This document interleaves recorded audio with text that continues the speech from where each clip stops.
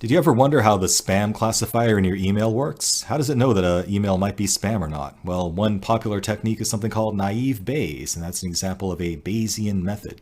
So let's learn more about how that works.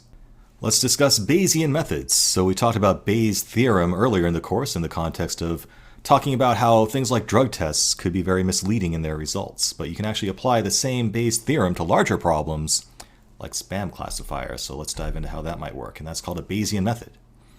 So just a refresher on Bayes' theorem, remember the probability of A given B is equal to the overall probability of A times the probability of B given A over the overall probability of B.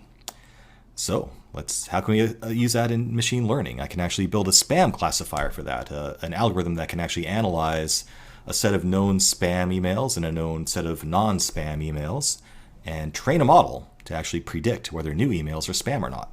And this is a real technique used in actual spam classifiers in the real world. So as an example, let's just figure out the probability of an email being spam given that it contains the word free.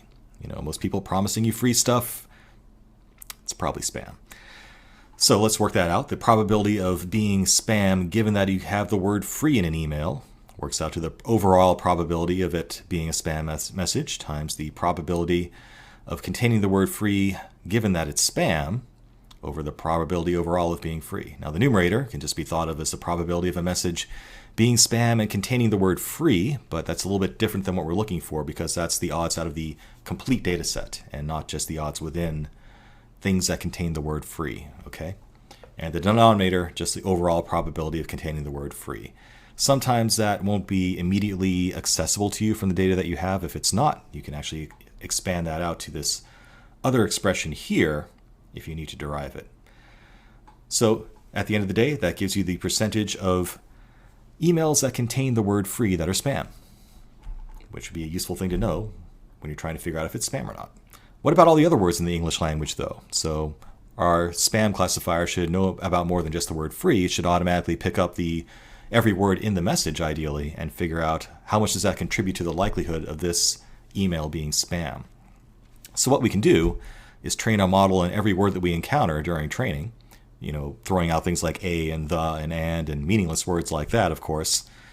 And then when we go through all the words in a new email, we can multiply the probability of being spam for each word together. And then we get the overall probability of that email being spam, okay? Now, it's called naive Bayes for a reason. That's what this technique is called. And one reason that it's naive is because we're assuming that there's no relationships between the words themselves. We're just looking at each word in isolation, individually within a message, and basically combining all the probabilities of each word's contribution to it being spam or not. We're not looking at the relationships between the words.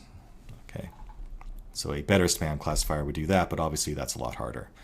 So this sounds like a lot of work. The overall idea, not that hard, but scikit-learn in Python makes this actually pretty easy to do. It offers a feature called count vectorizer that makes it very simple to actually split up an email into all of its component words and process those words individually.